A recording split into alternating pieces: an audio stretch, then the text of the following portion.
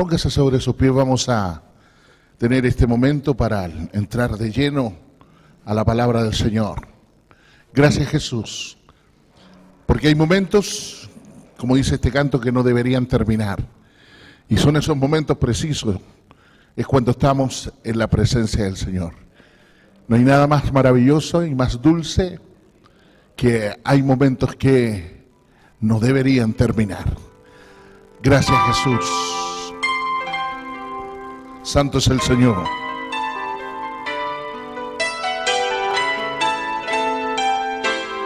Hay momentos que no deberían terminar. Hay segundos que tendrían que ser eternidad. Cuando tu espíritu, Señor, se toca con el mío y mi corazón te alaba, oh mi Creador. Te amo, mi Señor. Se acaban las palabras, solo me queda mi alma para cantarte. Te adoro, mi Señor. No hay nada alrededor, solo estamos tú y yo. Solo estamos tú y yo.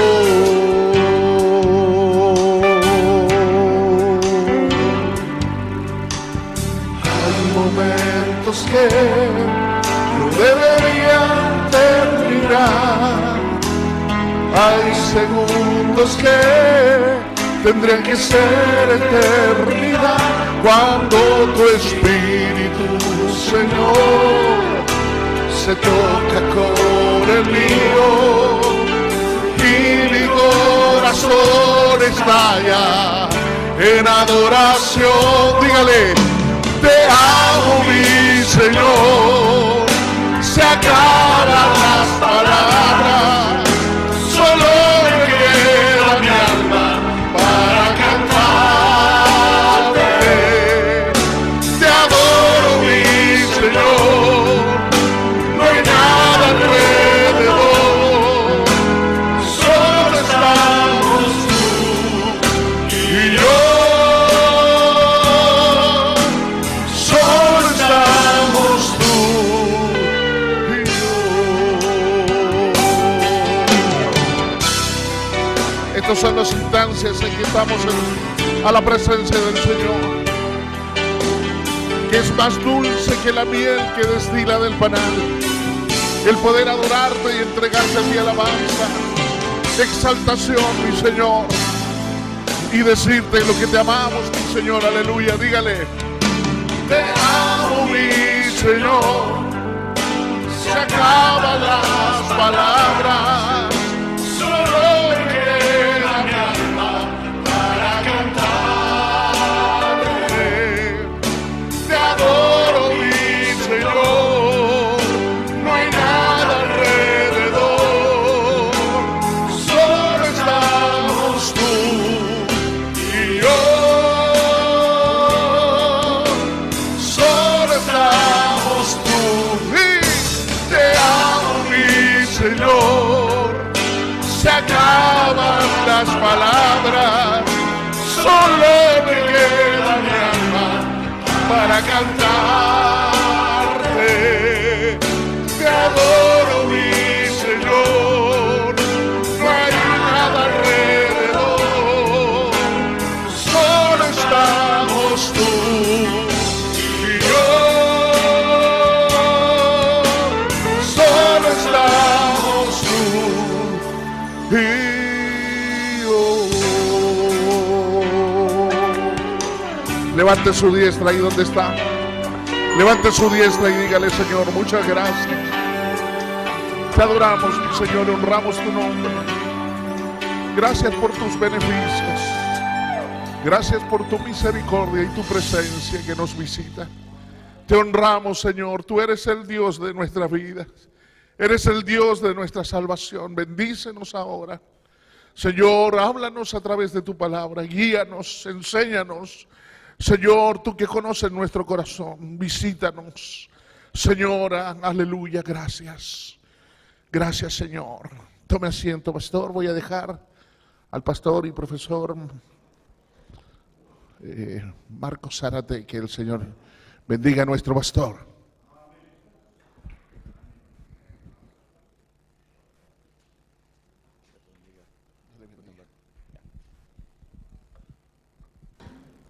Bien, el Señor les bendiga.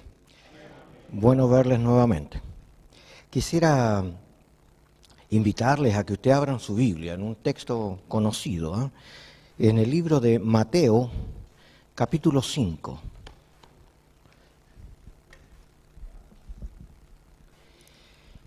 He venido pensando y haciendo un resumen, porque en realidad el tema que quiero hablarles es muy amplio. Entonces yo empecé a hacer bosquejos y a resumirlo, y llegué a la conclusión que este es el texto que puedo decirlo con más prioridad para ustedes y por el acotado tiempo. Dice así el capítulo 5, versículo 3. Podemos leerlo todos juntos. Bienaventurados los pobres en espíritu, porque de ellos es el reino de los cielos. Otra vez, bienaventurados los pobres en espíritu, porque de ellos es el reino de los cielos. Vamos a orar. Padre, queremos unirnos en tu presencia, reconociendo tu soberanía sobre todos nosotros. También queremos que hables a nuestra mente, a nuestro corazón, que tu Espíritu nos corrija, nos anime, nos confronte, nos ayude, nos permita, Señor, acercarnos a tu palabra y también a crecer en ella, en el nombre de Jesús. Amén y amén. Esta razón en su original fue escrito en griego y particularmente las bienaventuranzas no aparecen en todas las escrituras desarrolladas como aparecen en Mateo. En otros lados hay un extracto nomás de esto. Y quizás hablar de la bienaventuranza sería interesante, mas yo quiero irme un poco más atrás todavía. Así que lo voy a leer un poco para ustedes. Dice Makarioi, Hoi, Jotos, ¿ya? Ton, y luego dice Neumati Joti, Auton Estoi Ge, Basilea Tom. Okay. Se lo voy a repetir ahora a usted en la raíz. Makarioi. Aló, no, es que la forma, a ver. Dice Makarioi, es una palabra, es un adjetivo, ¿ya? Y la terminación hoy es plural. Y entonces esto es, en los casos, cuando uno toma las lecturas, hay 5 casos que uno puede ver en la escritura. Esto es nominativo, es el primer caso, ¿ya? También hay dativo, hay genitivo, en fin. Vamos a hablar solo del nominativo que aparece este texto. Dice entonces que esto es un adjetivo que es nominativo y es un plural. Así que no es una bienaventuranza, sino muchas bienaventuranzas. La segunda cosa, que como es masculino, es él, y como es plural, es los, ¿ya? Si fuera femenino, diría G, ¿verdad? Y se traduciría la o las, ¿sí? Siendo plural. Tengo que plantearme entonces algunas de estas cosas. La traducción original tiene varias indicaciones, no traduce literalmente bienaventurados, ¿ya? Sino afortunados, tal vez diría en el texto, pero uno tiene que considerar por qué aparecen unos textos y en otros no. Y aquí yo quiero plantearle alguna trascendencia. Para poder explicarles este texto, yo quiero llevarlos a ustedes a la comunidad alternativa de Moisés, ya cuando van a salir de Egipto. Resulta de que estas personas tienen en su mente la cultura egipcia, han estado 400 años absorbiendo la cultura egipcia. Así que ellos conocen formalmente la idiosincrasia, conocen el lenguaje, conocen las divinidades y tienen una cultura mezclada. Ellos no conocen a Dios personalmente. Sus abuelos y sus tatarabuelos eran los que tenían la relación, pero después de esos 400 años ya no había ni olor a Dios, ¿ya? Entonces esta gente ahora, a través de Moisés, porque Dios le habla a Moisés, les invita a que ellos sigan al Dios de sus padres, al de Abraham, de Isaac, de Jacob. Y uno puede preguntarse por qué Dios tomó la decisión de ayudar a este pueblo que estaba en esclavitud, porque en esa época había muchos pueblos en esclavitud. Pero ¿por qué Dios prestó atención? Y entonces yo, mirando algunas ideas, vi algunos extractos que nos pueden ayudar. Los egipcios tenían todas sus divinidades bajo su imperio y el faraón se sentía como representante de la divinidad. Entonces era fácil, él tenía bajo su control a todos los dioses. Delineó prácticamente cómo creer, qué cosas hacer, qué tipo de sacrificio hacía cada uno, pero ahora aparece un Dios desconocido para ellos, Yahvé, ¿ya? Aunque la traducción como la organizan dice Jehová, pero en realidad el término no tenía vocales, entonces había que pronunciar como un respirar hacia adentro, y no se podía pronunciar. Entonces las letras sí podían tener una connotación como Yahvé, o Yahweh para algunos. Ya. Lo que quiero contarles es que el pueblo estaba bajo una promesa. La promesa que Dios le había dado a Abraham. Y así que esta descendencia tenía en cierta mirada un apego de parte del Dios creador, el Elohim, el Dios que creó los cielos y la tierra, era el que tenía la autoridad y se acordó de ellos porque este pueblo en su aflicción comenzó a clamar, ¿ya? A quejarse. Y Dios escuchó el clamor de su pueblo. Hoy los consideró su pueblo y ellos no sabían nada de Dios. Teología que hay que revisar, porque a veces para nosotros, si no está en nuestra iglesia y no confiesa lo que yo digo, no es pueblo de Dios. Pero Dios los consideró su pueblo, aunque ellos eran ajenos a toda la relación con Dios. Entonces, esta acción de Dios de misericordia, de atender en alguna forma al necesitado, en este caso a los pobres hijos israelitas que estaban en este conflicto, en esclavitud. La acción de Dios de querer mirarlos, y Él dice que Él es grande en misericordia. Así que la acción misericordiosa, la palabra miseria tiene que ver, misericordia tiene que ver con la miseria del corazón, ¿ya? Entonces, como Dios los vio en su condición de pobreza y los vio en su quejumbre y en su dolor, entonces hizo un acto mucho más que solo verlos. La misericordia es actuar hacia y en favor del necesitado.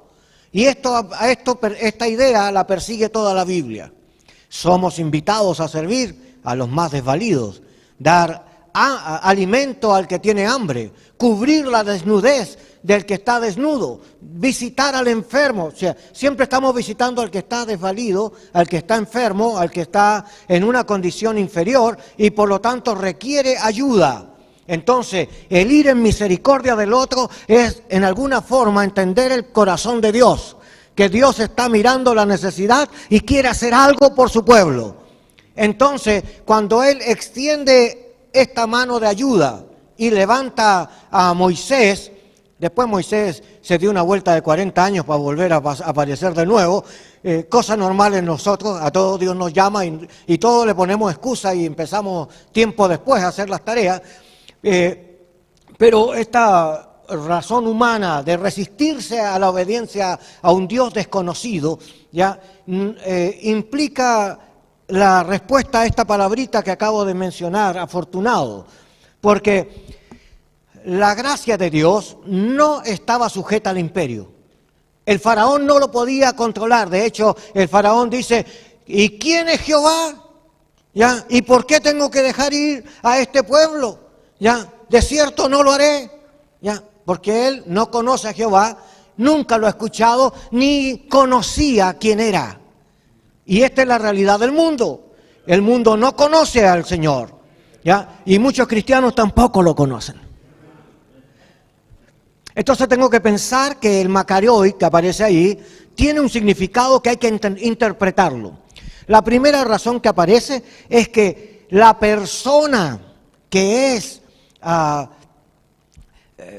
indicada como el necesitado también tiene que tener conciencia de que nosotros estamos faltos y necesitamos ayuda. Y la soberbia nuestra es que no nos permite recibir ayuda. A veces nosotros queremos ayudar. De hecho, junto a nuestro pastor Juan y a otros hermanos, participamos de un equipo de cuidado pastoral. Y en este cuidado pastoral a veces visitamos hermanos que están en desorden y en faltas. Y muchos de ellos a veces, por su soberbia, no aceptan ayuda, aunque la necesitan. Y muchos de nosotros necesitamos ayuda y a veces nos hacemos los fuertes y no queremos la ayuda, ni el consejo. Y a veces uno quiere ayudar y el otro dice, ¿y quién eres tú que vienes a ayudarme? ¿Ya? Y algunos se sienten dueños de su condición. Pero Dios miró el corazón en miseria y nos miró a nosotros también muertos en delitos y en pecados y tuvo la misma actitud de actuar con misericordia sobre nosotros. Entonces, me surgen varias preguntas. El Macaroy que aparece ahí de misericordia, la actitud es la respuesta adecuada que Dios provee a quien tiene conciencia de su necesidad y que recibe la ayuda inmediata de Dios para socorrerlo. Entonces, ¿cómo se traduce? Bueno, afortunados son las personas que logran estar en el punto adecuado para recibir la misericordia de Dios. Pero no todos la reciben. ¿Me comprende? Yo quiero decirle, nosotros podemos hablar de nuestro testimonio y reconocer muchas veces cómo el Señor ha actuado sobre nosotros. Pero también podemos saber que muchas veces nosotros no hemos recibido la respuesta de Dios por nuestra soberbia o por nuestra miseria en nuestro corazón. Así que no podemos pensar que esta experiencia de bienaventura o buenaventura, la buenaventura es conocer al Dios obrando en mi necesidad. Nos cuesta mirar porque la cultura nos dice de que nosotros debemos de sostenernos firmes y no mostrar debilidad. Pero todos nosotros en nuestra intimidad lloramos. Me acerqué a un pastor para ayudarlo y entonces yo quise decirle, mira, en realidad yo no quisiera que tú sigas en esta conducta porque lo que estás haciendo es haciéndote más daño. Y me dijo, Jesús también lloró, dijo. Así. Pero me repitió la Biblia, pero su corazón estaba en soberbia. Y yo quiero decirle, este es uno de nuestros problemas. Entonces, bienaventurado es el que sabe entrar en el propósito para recibir en forma adecuada su obra. Me pregunté entonces, ¿quiénes son los que están en forma adecuada para recibir la misericordia o la gracia de Dios? Porque todos estamos enfermos y queremos sanidad. Sí, bueno, ya sí lo queremos, pero ¿estamos en condiciones de recibir la obra de Dios? Porque la misericordia o este Macaroy dice que son múltiples las gracias que Dios puede hacer sobre nosotros. Pero ¿quiénes están facultados para recibir? Porque cuando dice esto me abre la opción de pensar de que no todos van a recibir. Entonces fui a la Escritura y me encuentro entonces con que esta experiencia de obediencia no la vivieron todos, porque cuando comenzó Dios a derribar las divinidades de esta condición en Egipto, lo hizo para mostrarles que Él era un Dios vivo y no era como los dioses que estaban hechos por las manos de los hombres, que tenían ojos pero no veían, tenían orejas pero no escuchaban, más estábamos frente al Dios vivo, el Dios creador de todas las cosas, y Dios quería entonces revelarse a ellos para que el pueblo no solo hubiera oído de Dios, sino que tuviera una experiencia viva con el Dios vivo. ¿Ya? Entonces, esta razón hizo de que algunos tomaran en serio y creyeran al Señor. No importa que Moisés hubiera hecho grandes señales, aunque Dios ya le había mostrado las señales para hacerlas, pero cuando lo hizo delante de Faraón, Dios le dijo, cuida de hacer esto en presencia del Faraón. ¿Para qué? Para que Faraón creyera, pero él endureció su corazón en vez de creer. Entonces, la razón que plantea es que algunos creyeron, y en esa última experiencia, cuando matan el cordero, algunos creyeron y lo que hicieron fue tomar la sangre y ponerla en los dinteles como era la orden, pero otros no lo hicieron porque les parecía fantasía, jamás lo habían visto y estaban hablando de un Dios que no se ve. Ya, en cambio los dioses paganos los ven, van al templo y los ven parados y estructurados y conocían sus razones, más a este que están hablando, ¿quién es? Y esta falta de experiencia hace de que tengamos duda. Y este es uno de los propósitos del por qué el que duda no recibe. La Biblia dice, si el que ora no creyendo, no recibirá. Otra idea, dice, el que hace oído sordo al clamor del pobre, Dios tampoco lo oirá. Entonces tengo que ir entendiendo que Dios tiene condiciones. Entonces no todos, el que dice Señor, Señor, se le abren la gracia de los cielos para recibir misericordia. Si te acuerdas que tienes algo contra tu hermano, deja tu ofrenda en el altar, ponte a cuenta con tu hermano, luego vuelve para presentarte a Dios. Entonces ahí hay un impedimento. Hay impedimentos que no nos dejan. La actitud que tomamos nosotros como algunos, como Ananías y Zafira, quizás, que mintieron ante la obra del Señor y recibieron un justo juicio, ¿verdad? Ahora me plantea de que hay gente que miente en el ministerio y que es verdad, que hay personas que dicen lo que no es, que se apropian de lo que no tienen, entran en estos problemas tan delicados como cuando usted toma el trabajo de otro y se lo hace pasar como propio y entonces entra en un descrédito de la verdad de Dios, porque Dios es verdad y habla verdad, y cuando uno miente, Dios no está presente aunque cite la Biblia. ¿Ya? Entonces tenemos una crítica interna. La misericordia no es un regadío de tirar y recibir todo junto y reciban. No es así. Dios trata individualmente con cada uno, y cuando las personas que creyeron y obedecieron y vino el ángel de la muerte, pasó por alto la ofensa y los primogénitos ahí de ellos no murieron porque obedecieron, aunque no habían visto ni habían entendido todavía al Dios vivo, pero obedecieron. Y entonces tenemos aquí el Macaroi hecho gráfico. La gracia de Dios y la misericordia de Dios son propicias para los que creen, para los que le obedecen, para los que le buscan con íntegro corazón. Por eso la Biblia dice, corazón contrito y humillado, no menospreciará el Señor. Pero al soberbio Dios lo mira de lejos. Entonces tenemos ahora un problema de que yo quiero orar para que Dios haga maravillas entre nosotros, pero como soy un soberbio, la obra de Dios no me acompaña. Y otros que ven la gracia de Dios actuar, hacen comercio de lo que Dios está haciendo. Entonces tenemos que tener ciertos cuidados. Y aquí yo voy a ir a esta exégesis un poquitito más rápido porque me tomo tiempo. Pero mire, entro en la primera palabra, que entonces era Macaroi, ¿ya?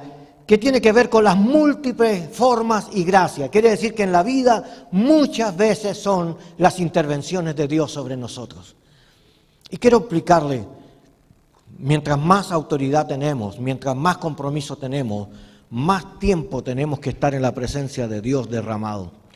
Porque es más delicado cuando hay más presión, cuando hay más dinero, cuando hay más autoridades de gente alrededor de uno, hay muchas más posibilidades de pecar, porque usted peca en silencio y oculto.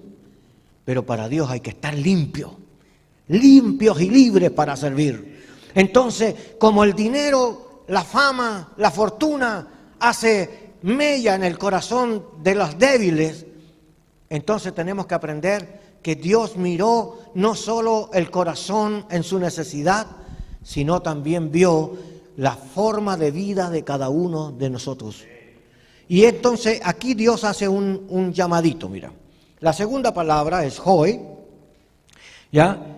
Y este es una los, ya tiene que ver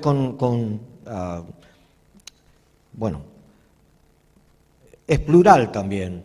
Lo que pasa que en algunos casos Dios nos marca esto para decirnos de que no es que Dios quiera obrar una vez contigo. Así que si Dios te usó una vez, te puede usar otra vez, ¿ya? Y quiere decir entonces que Dios tiene múltiples oportunidades para poder trabajar contigo, pero si tú entras en su haber, Dios te usa. Un poco esto. Para poder tener una alineación con el Señor, significa de que tenemos que cambiar. ¿Quién tiene que morir? Nosotros. ¿Quién tiene que entender la Escritura? Nosotros. ¿Quién tiene que aprender a obedecer? Nosotros. ¿Y quién tiene que perfeccionarse en el hacer? Nosotros. Pero cuando llegamos a hacer lo mismo que lo que plantea el Señor, el Espíritu de Dios fluye desde nosotros. Entonces la gracia no es algo que yo compro, sino que aprendo a caminar y a compartir con ellos. Porque si no yo me vuelvo dueño, y yo no soy el dueño, yo soy un colaborador en la tarea de Dios. Así que no soy el Señor, soy un servidor. Y así que no tengo que apropiarme. Y el término tojos que aparece ahora, esto traduce pobres. Y yo quiero decirle, tú que eres pobre y desventurado, lo has leído, ¿verdad? Ya, que no tiene nada en sí. Yo pienso, sí, cuando nos miramos, esta pobreza, a través de toda la Biblia aparecen los pobres y los ricos. Curiosamente, no son los ricos los condenados. Recuerda que los patriarcas eran hombres ricos y no estaban condenados por tener dinero. Cuando vamos a Job, era un hombre rico, extraordinario. Yo pienso que a veces nosotros nos vamos al extremo porque nosotros a lo mejor anhelamos la economía que otros tienen y entonces le tiramos tierra también. Pero quiero decirle que Dios es el Señor del cielo y de la tierra, y de Él son todas las riquezas. Así que nosotros no tenemos que mirar en menos a quien tiene riqueza y a quien no tiene. Pero se notan las dos ideas, los pobres y los ricos, ¿ya? Y aparece entonces una disyuntiva. Esta persona que va a recibir la gracia de Dios, ¿puede tener dinero? Sí.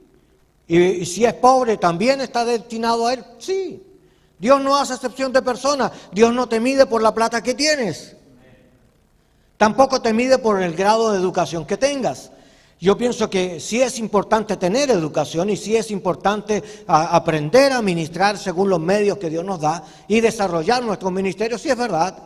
Pero pídale al Señor, y en la medida que usted es fiel, en la medida que usted avanza, Dios lo ha de multiplicar. Hijito, quiero que seáis prosperado en todas las cosas, así como prospera tu alma. Entonces, este tojos habla de la pobreza. Y Dios siempre ha tenido una predilección por los pobres. Así que cuando estaban en Egipto, que estábamos analizando la comunidad alternativa de Moisés, en Egipto ellos eran pobres. Sus abuelos eran ricos, pero ahora ahí eran esclavos. Mientras que el imperio sobrevivía por el trabajo de ellos y por los impuestos que les cobraba, se enriquecía el faraón, pero el pueblo en sí se desvalorizaba. Entonces, eran pobres y además no solo pobres en educación, sino que eran pobres también económicamente. Y Dios tenía planes con ellos. Y Dios tiene planes con nosotros. Y no es si tienes plata o no tienes plata. Pero la economía ha sido siempre un problema en el ministerio. Y Dios a veces nos permite vivir etapas críticas económicas en el ministerio porque Él quiere que nosotros formemos una dependencia de Él. ¿De dónde vendrá mi socorro? Mi socorro viene de Jehová, el que hizo los cielos y la tierra. Oh, entra ante el trono de su gracia para alcanzar el oportuno socorro. O sea, si el ministerio no aprende a ir a la presencia de Dios para alcanzar de Él la respuesta, entonces yo voy a andar de ministro en ministro buscando, a ver, ¿me podría ayudar un poquito? ¿Qué tal si me das una ofrendita este fin de semana? Voy a tu iglesia, ¿cuánto me das? Y voy a hacer de esto un comercio porque no entiendo que mi respuesta no viene de los hombres. Y tengo que aprender a depender de Dios. A esta gente, como pobres, tenían que mirar, y cuando el Señor hizo la comida del cordero antes que salieran a caminar, el Señor incluyó a algunos, le dijo que mataran el cordero y según el comer de cada uno, no dejaran libres ni a los extranjeros que vivían entre ellos, ¿ya? Ni tampoco a las viudas o a sus vecinos y a los pobres por ahí. En hebreo aparece el pobre, en griego no aparece el pobre. Ya. Pero cuando uno mira la idea y plantea, Dios consideró en esa comida, que era una comida fundamental para hablar del punto de quiebre para salir, ¿ya? Así que era un tipo modelo bisagra. Desde ese punto la historia iba a ser distinta para ellos. El Señor incluyó a los pobres entre ellos. Cuando estaban en medio de los patriarcas y se mira la pobreza de los patriarcas, Dios les dice, cuando ustedes vayan a hacer las cosechas, dejen las orillas sin cosechar para que los más pobres o los transeúntes que tienen hambre puedan tomar las espigas y comer. Así que Dios pensaba en ellos, sí pensaba en ellos, ¿ya? Así que no podemos pensar de que los pobres tienen que vivir la vida amarga de la sociedad, porque el Evangelio fue predicado para los pobres, ¿ya? Dios vino para darle vida a todo el mundo, pero tuvo un especial cuidado con los que estaban en una condición más vulnerable. Así que el Señor sabía particularmente. Si nos vamos al tiempo de Jesús, podemos hablar de varios autores, pero mencionar a un Darío, por ejemplo, López, que nos habla de la Galilea de Jesús. Y la Galilea de Jesús es una experiencia interesante porque Galilea era vista como lugar de los gentiles. Entonces eran una calle, había mucho comercio, pero había muchos extranjeros, pero también estaba lleno de los leprosos. Los leprosos los tiraban, no podían vivir en sociedad. ¿Y a dónde iban? Hacia este lado de Galilea. Así que en Galilea estaban los leprosos, estaban los comerciantes, las prostitutas, estaban las personas que tenían problemas de segunda clase porque los famosos estaban en Jerusalén, ¿ya? Yo quiero decirle, y Jesús, cuando decide ser parte de la humanidad, también no pensó nacer en un reino como rey, sino que decidió vivir y presentarse entre los pobres. Y no nació en cuna de oro, nació en un pesebre para identificarse con el que no tenía posesión alguna, para que ninguno pudiera decir que el Señor hizo diferencia o acepción de personas, sino que Él se identificó con los pobres. Pienso un poco en esto, que esta idea geográfica también habría que revisarla, pero cuando uno va a Galilea es muy interesante. Casi todas las acciones de Jesús están en un tramo muy cercano. Uno llega hasta la ciudad de Nazaret, que para conocer el origen ya no hay nada de la época de Jesús, pero hay muchas iglesias franciscanas que recuerdan hitos ahí. Ya. Pero uno llega hasta ese lugar y uno puede observar cosas alrededor. Nazaret está en la ladera de un cerro y atrás es como el Cerro San Cristóbal, hay un cerro que está en la parte superior. Se supone que ahí fue donde quisieron despeñar a Jesús. Así que uno puede subir ese cerro y llega a la cima, y en la cima de ahí se ve todo el panorama de donde yo quiero hablarles. Arriba hay un olivo en el centro y todo el mundo se saca fotos ahí porque es milenario eso, ¿eh?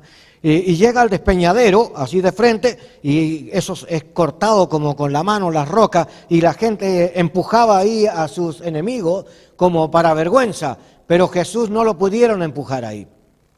Pero de frente, hacia abajo, ahí mismo donde está de frente, está el valle de Armagedón. Entonces uno ve todo seco, todo desierto y el valle verde. Llama la atención por el contraste. Y las aguas las sacan del mar de Galilea. Entonces, si uno se da vuelta para ver el mar de Galilea, a la mano derecha hay un cerrito así que sobresale, chiquitito, no es tan grande, pero ahí fue el monte de la Transfiguración. Hacia abajo está el mar de Galilea y entonces uno puede bajar hacia Genesaret, que es el puerto, ¿ya? Y a la mano izquierda está esta columna de como dos cerros que se cruzan así, y en ese lugar está el monte donde fueron dichas las bienaventuranzas. Así que uno puede ir a este lugar. Yo de curioso fui a meterme, era una iglesia católica, así que tuve que hacerme el católico. Me metí al lugar para sacar unas fotos. Habían comunidades de todos lados. Y mi pregunta era la siguiente, porque cuando Jesús fue a hablar estas palabras, se acuerda que se dice que subió al monte y se sentó y habían como 5,000 personas que lo venían siguiendo. ¿Cómo le habla usted a 5,000 personas sin equipos, sin micrófonos? ¿De cómo se dirige a ellos? Bueno, y entonces la respuesta estaba en el lugar físico. Cuando llegamos ahí, habían piedras calizas y habían algunas piedras con huecos así, horadadas por la misma viento y razón. Entonces, la persona que nos daba la explicación decía, miren, Jesús estaba en alto y la gente hacia abajo, y al frente estaba el mar, cerquita estaba. Entonces, Jesús hablaba y las piedras servían como eco, ya, como parlante. Entonces, Jesús hablaba y se escuchaba hasta abajo. ¡Qué tremendo! Así que cuando uno llega a ese lugar, uno vibra con el Señor y uno, estoy parado donde Jesús está. Ya, yo quiero vivir más de esto. Pero la palabra dice de que Dios miró al pueblo y lo vio pobre, ¿verdad? Y tuvo compasión de ellos. Cuando el Señor vio y decidió hacer su ministerio en Galilea, no lo hizo porque Él se estaba identificando con la alcurnia de los fariseos ni los sumos sacerdotes, sino que Él vio a su pueblo y en cumplimiento a estas palabras proféticas dichas por Isaías, ¿verdad? Dijo que el evangelio, que esto iba a ser anunciado, ¿verdad? Para dar vista a los ciegos, levantar a los caídos, sanar a los enfermos, ¿verdad? Y evidentemente que ahora el cumplimiento profético del Señor fue atender a los pobres de Galilea. El 80% del ministerio de Jesús fue en Galilea. Así que Darío dice que el ministerio de los pobres desarrollado por Jesús fue para dar cumplimiento a las Escrituras, y lo que hizo fue manifestar su gloria para que el pueblo que habitaba en gran tiniebla vieran su gran luz. Entonces ahora tengo un problema.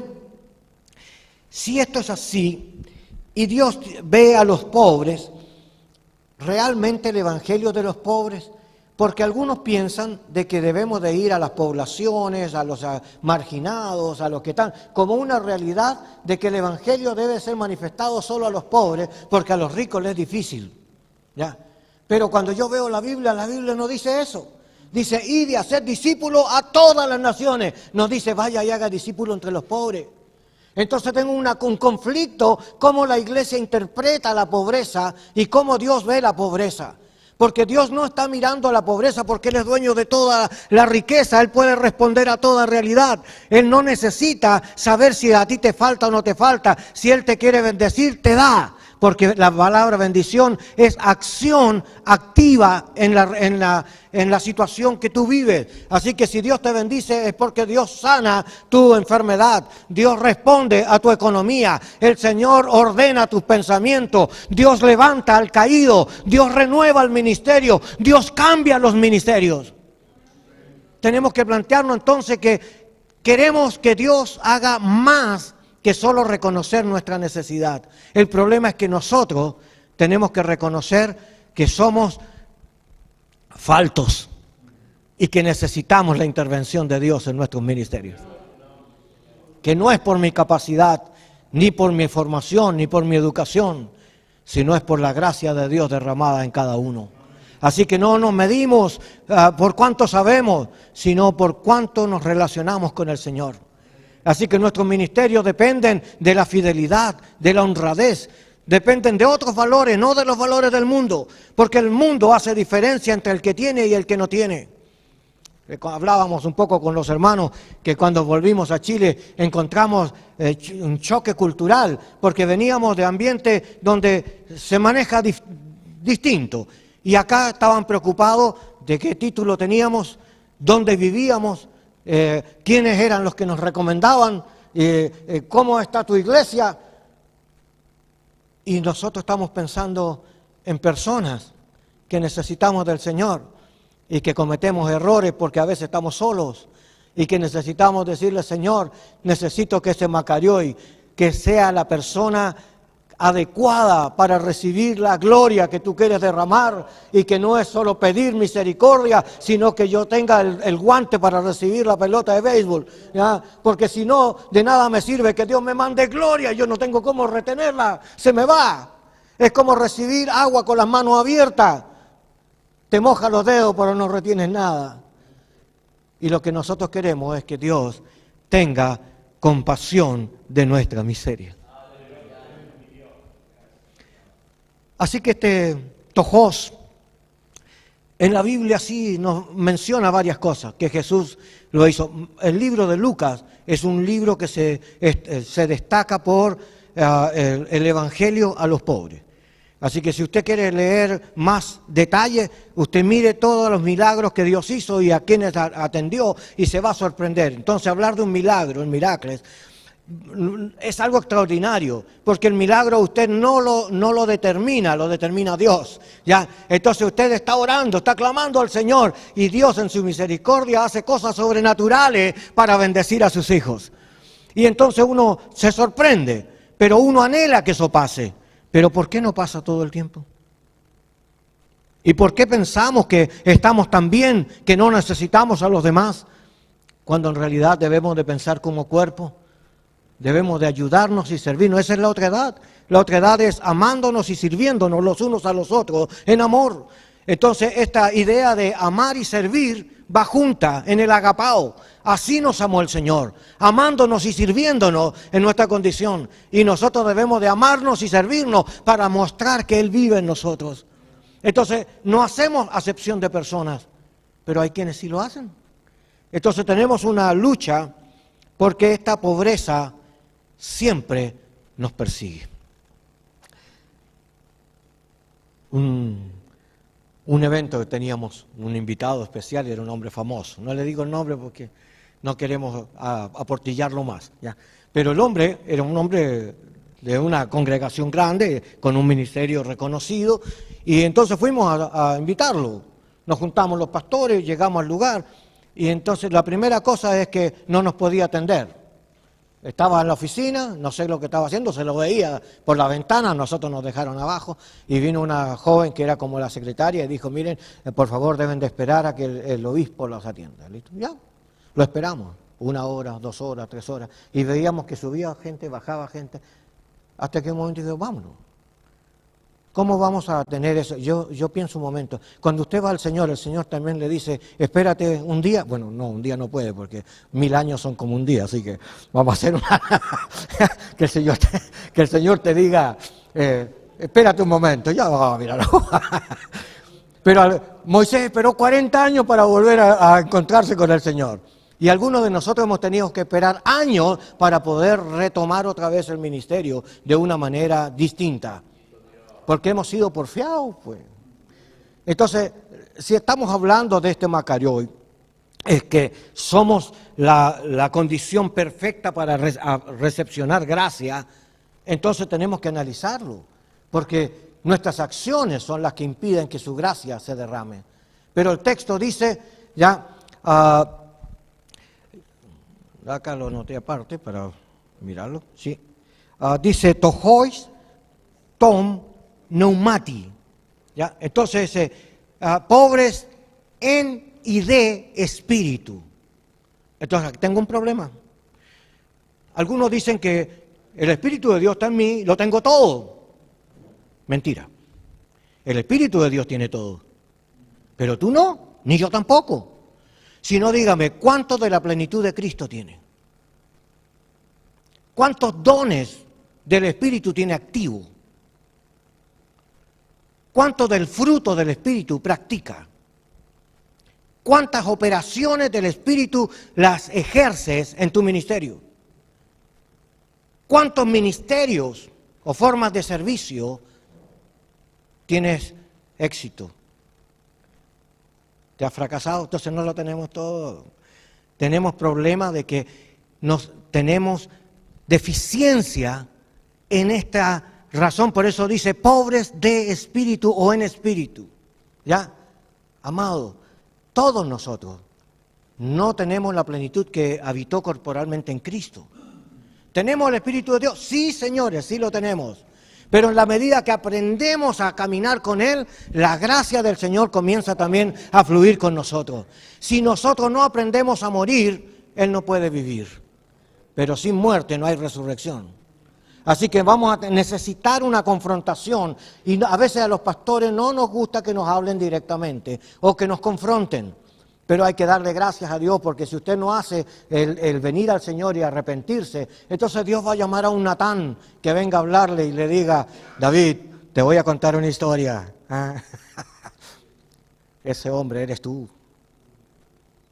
¿Por qué digo esto? Porque a veces Dios tiene que usar personas que nos confronten en nuestros pecados o en nuestras condiciones para humillarnos. Y me preguntaba, ¿cuándo fue la última vez que nos humillamos en la presencia de Dios y dejamos que Dios nos inundara con su gracia, nos quebrantara, que pudiéramos estar horas en su presencia, no 5 minutos de carrera, Señor, disculpa, me tengo que hacer, vuelvo mañana. No, me meto en la presencia de Dios y no me salgo hasta que Dios no derrama, ni quebranta, ni trabaja mi interior, ni mete su mano a mi corazón y logra arrancar lo que tengo pegado de años en mi vida. Cuando yo me arrepiento, sin repetición, si yo me arrepiento delante de Dios, tomo conciencia de mi condición, pero también tomo una decisión de alejarme de eso, para darle la gloria al Señor y no para retenerme. Entonces, esta tojos neumati es clave para entender que en el ministerio debemos de depender de Dios y no de los ministerios, ni de las personas. Uno puede decir, yo tengo un equipo maravilloso, y resulta de que eso nos pasó a nosotros. Teníamos un equipo de trabajo, estábamos en un mover extraordinario. De repente a uno de ellos se le ocurrió de que podía trabajar solo y se separó. ¡Bum! Y se retiró casi la mitad del liderazgo que teníamos. ¿Y quiere decir que usted no sufrió? Yo sí, yo lloré por meses, ¿ya? Lloraba por la ausencia de mis hermanos, la cantidad de tiempo que habíamos invertido, las vivencias que teníamos. Y llegaba un momento en que yo mismo me cuestionaba y decía, Señor, ¿pero qué estoy haciendo en este lugar? O cuando llegué a Chile y no me hallaba, quería irme. ¿Cómo puedo decirle a la gente, Señor, el único que me acompaña en la historia eres tú? Aquí no hay gente, no es en ellos mi confianza, es en ti. Entonces yo empecé a entender que en esa intimidad es donde el Señor me daba aliento. Me decía, aunque tu padre y tu madre te dejaren con todo eso, yo estoy contigo, te levantaré, no te dejaré, yo te sustentaré, decía el Señor. Entonces yo empezaba a llorar y me quebraba una y otra vez. Y pensaba en los hermanos y volvía a llorar. Y el Señor me dijo, hay cosas que van a subir a tu corazón, que no han subido todavía a tu oído. Y yo las tengo preparadas para los que me aman, ¿ya? Así que lo que yo tengo pensado no es que tú repitas ni te quedes pegado en el pasado. Lo que yo quiero hacer contigo es nuevo. Yo tengo cosas nuevas para hacer contigo. Yo quiero hablarte nuevas cosas para ti. Yo tengo esperanzas para ti. Yo tengo una visión diferente. Yo no pienso solo en el momento. Yo estoy proyectando a la eternidad. Yo quiero que tú vayas a lo más alto que yo tengo para ti. Así que no estoy pensando solo en tu dolor. Te quiero decir que tu dolor es parte de mi propia vocación para tratar tu corazón. Entonces pude entender y decirle al Señor, perdóname porque por mi soberbia estoy pensando como que yo soy la víctima y tú has usado el sacrificio para trabajarme y llevarme a una experiencia que sin esta vivencia no la entendería. Entonces aprendí. Entonces me empecé a desligar, pues. Me desligué de los sentimientos negativos. Dejé de pensar mal de los hermanos o de orar en contra. Señor, a ese que se porta mal, pónele la mano. Yo, no. Pero ahora no puedo. Digo yo, no, Señor, ten misericordia, porque lo mismo que hace con él lo puedes hacer conmigo. Quiero decir otra cosa. Es que este pensamiento es que dice, de ellos es el reino de los cielos. ¿De quiénes? De los que han sido trabajados por el Señor, los que han sido sensibles y moldeados para ser recepcionistas de su gracia, ¿ya? A estos, de estas personas que tienen la habilidad de ser sensibles y de moldearse al Señor y que Dios trabaja con ellos, esa es la actitud que pertenece al reino. No eres tú. Porque si tú piensas que porque aceptaste a Cristo ya tú eres del reino, no es así. En el reino lo que se manifiesta es su gracia, no mi gracia. Es Él en nosotros. Así que tengo que plantearme menos yo, más Él. Tengo otro problema para terminar. Es que cuando llego al término que dice que de ellos es el reino, algunos creen en su reino e interpretan mal porque interpretan literalmente algunos textos como, Apocalipsis 1:5, donde dice serán reyes y sacerdotes, pero en realidad está mal traducido. Habría que hacer un exégesis del tema, pero ahí dice reino de sacerdotes. El Señor lo que está haciendo es levantando personas en su servicio. Él es el rey, ¿ya? Y nosotros vamos a servir a las comunidades y a las personas que van a quedar después de este rapto y cuando venga este proceso en el milenio. Acuérdese que va a morir 1/3 de personas. El resto de la comunidad que viva tiene que ser ministrado. ¿Quiénes lo van a ministrar?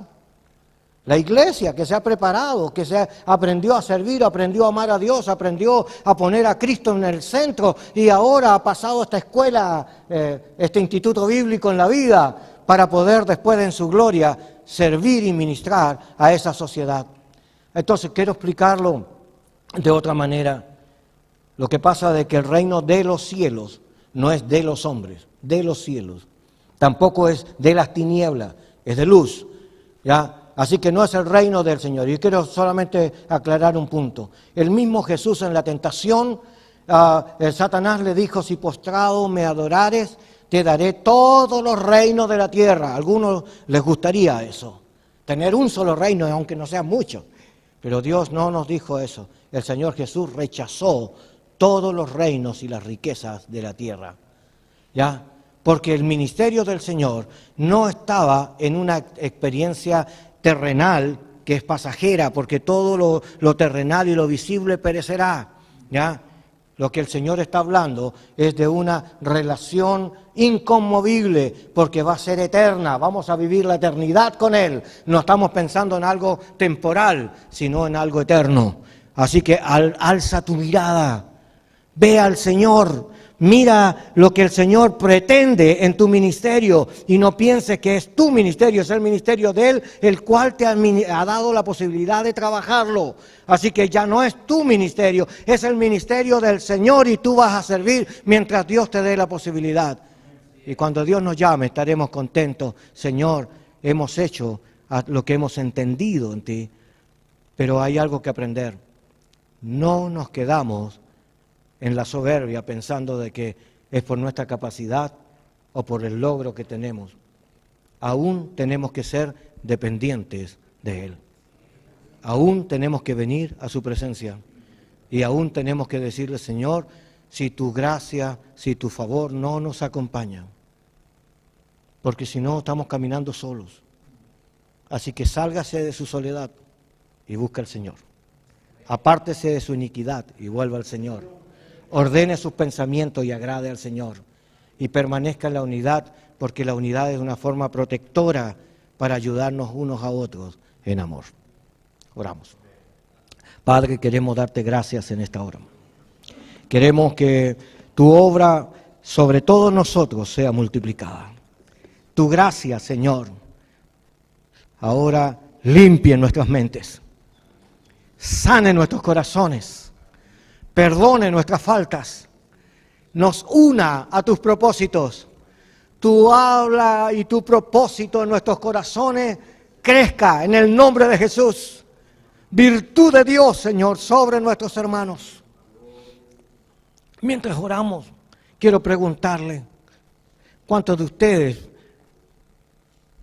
toman conciencia de que somos faltos en su presencia y que lo necesitamos? Si es así, levanta tu mano ahí donde estás. Tengo una palabra para ti. Quiero que escuche lo que le voy a decir levemente. El Señor nunca se ha olvidado de ti. Y ha visto tus lágrimas. Y ha considerado tu clamor. Y el corazón de Dios está movido, presto para socorrerte. Pero es necesario vivir la experiencia.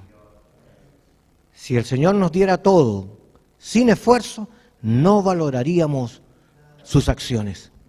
Pero como nos ha costado, retengamos lo que el Señor nos ha dado con paciencia. Dios les bendiga.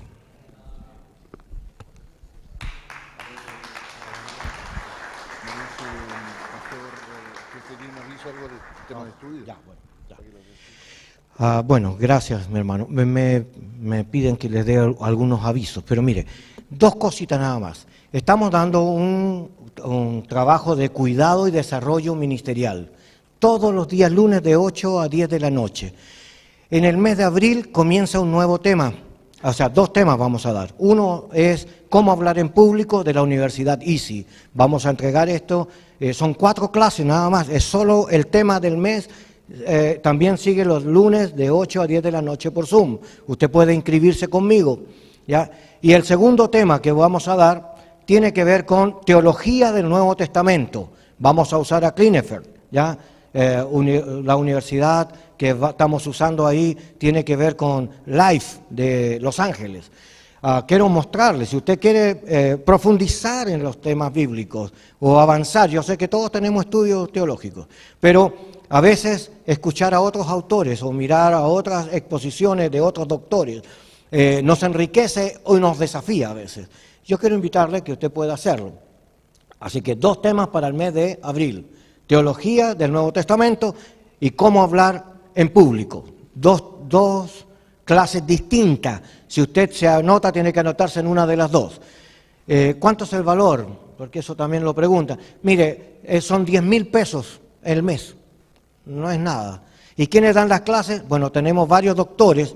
Acá tenemos a uno de nuestros profesores también. Ahí está el pastor Juan. Él es máster en educación. Él también está en teología. Él también va a ser parte de nuestro staff de los que van a dar clases. Tenemos licenciados, hay algunos doctores también que se han asociado con nosotros. Nuestro único fin es ayudar al liderazgo. Mire, estamos hablando de cuidado pastoral. No estoy hablando del seminario teológico. Si usted quiere un bachillerato, una licenciatura, vaya al seminario. Lo que yo estoy hablando es de cuidado y desarrollo al ministerio. Y no tengo camiseta, porque no lo hago para la iglesia en general, sino para el ministerio. Y el ministerio, cualquiera que lo necesite, aquí estamos. Dios les bendiga. Sí, al WhatsApp. Que el Señor bendiga al pastor Marco y su palabra nos bendice. Amén. Amén.